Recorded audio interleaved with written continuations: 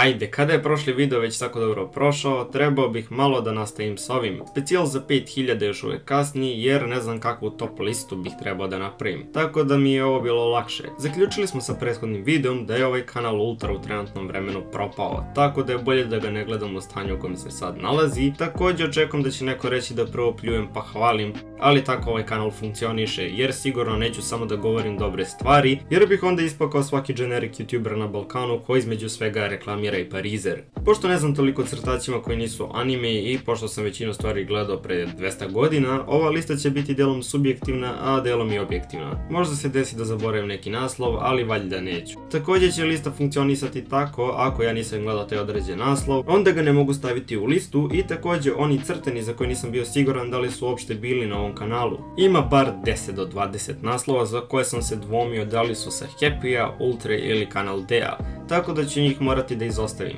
Nisam bio siguran da li će ovaj naslov biti toliko dobar izbor za početak, ali to je Del Tora Quest ili ti ga potraga za Del Torom. Dobar adventure fantasy anime, o većini stvari ću da pričam po sećanju što se tiče naslova jer ih se dosta bledo sećam. Ipak sam dobar deo njih gledao pre nekih 6 ili 7 godina. Del Toro mi je donekle ostala u glavi, imamo 3 glavna lika i sada bi njihov zadatak trebao da bude skupljanje tih dragulja, jer je svet kao postao mračan, takav neki kliše fazon. I oni kada sakupe svih 7 dragih kamenja bi trebali da pokrenu neko čudo. Negativci su uglavnom bile te neke spodobe koje su urađene u veoma lošoj kompjuterskoj animaciji koja se zove CGI. Ranije je baš i nisam primjećivao, do duše danas cijela stvar izgleda pomalo gadno. Pošto je sam anime nastao iz knjige koja ima 8 delova i sa svega 65 epizoda koliko taj anime traje, može se reći da je mogao mnogo bolje izgledati i dosta duže trajati. Ne mogu sad da kažem da je sakupljanje svakog pojedinačnog kamena bilo zanimljivo. Znam da su određeni protivnici bili super za razliku od nekih drugih koji su bili loše animirani sa još gorim voice actingom. Kada sam ga gledao držao mi je podosta pažnje. To je sigurno bio jedan od onih animea koji iako bi bio repriziran više puta opet bih ostao do kraja epizode.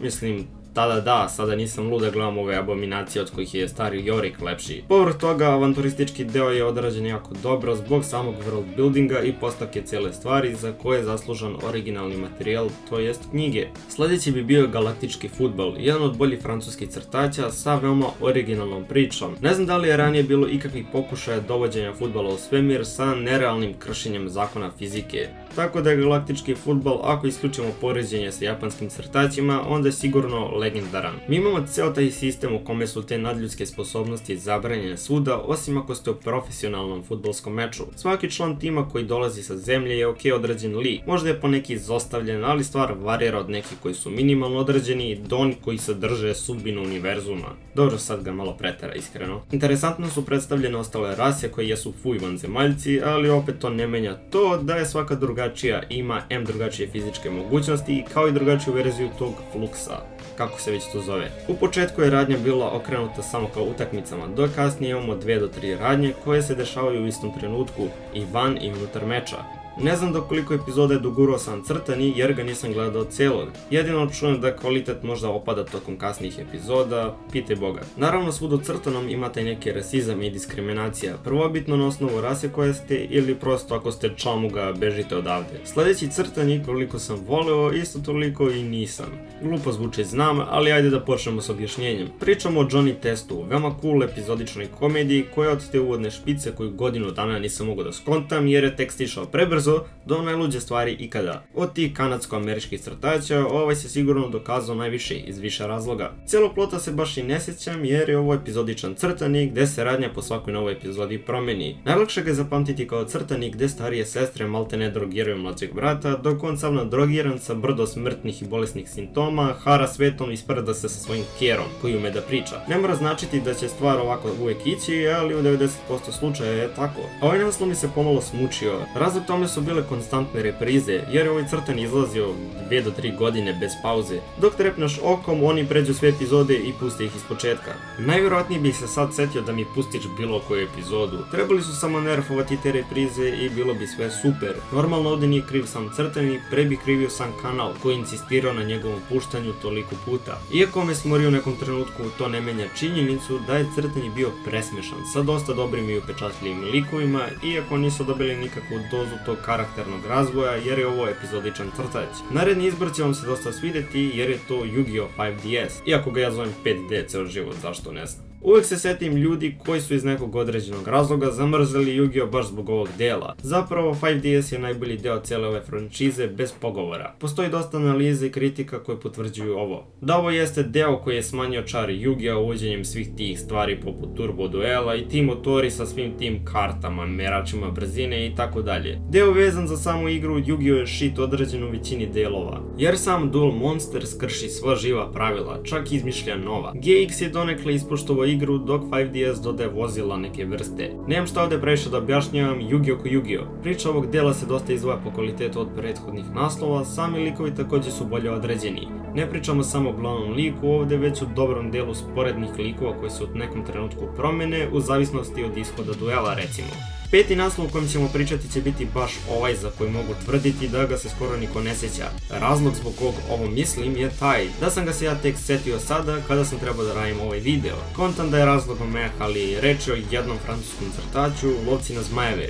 Od svih 10 naslova kroz koje ćemo danas proći, ovo je izbor kojeg se toliko ne sjećam da sam i radnju zaboravio, ali čim se ovako zove mogu zaključiti o čemu je.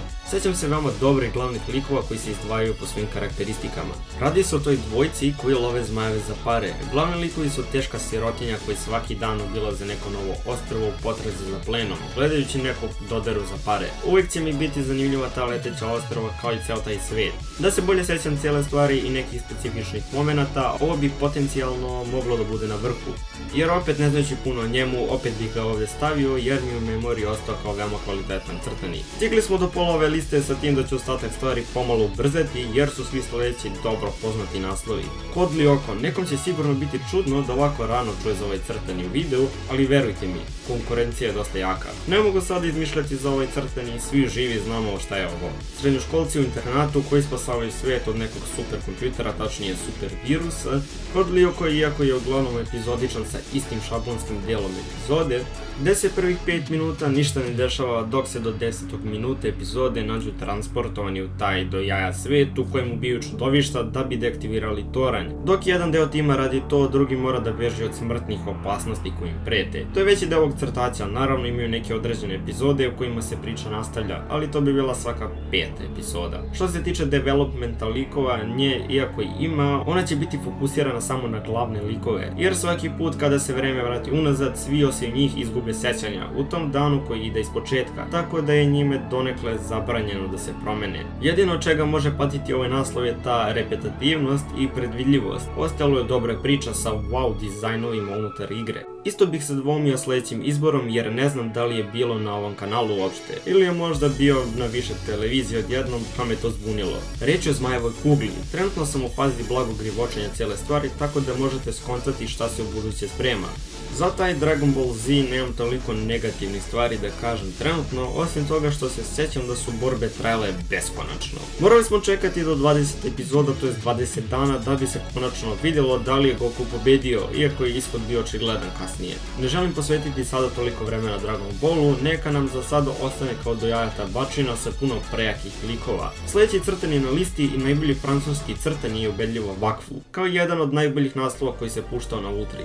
Svi ovi francuski crtači su odlični avanturistički tipovi bez previše sličnosti u njihovim avanturama i samom toku radnje. Wakfu je od svih do sada spomenutih najbolje vizualno prikazani crtani. Sve glavne likove možemo lako zapamtiti jer se toliko razlikuju. Mnogo dobrih twistova dobijemo tokom trajanja crtaća. Počevši od prvog puta kada je glavni lik skinuo kapu, zvuči kao mala stvar, ali zbog toga se tok radnje skroz promijenio. Ne znam sve detalje vezane za priču jer ponavljam već koji put da sam sve ovo davno gledao. Pošto pričam po sećanju, onda ne možemo da zaboravimo sve te kvalitetno određene likove. Ovo kao većina priče počne sa likovima koji su naizgled nebitni u tom svijetu, dok oni na kraju budu baš ti koji su ga spasili.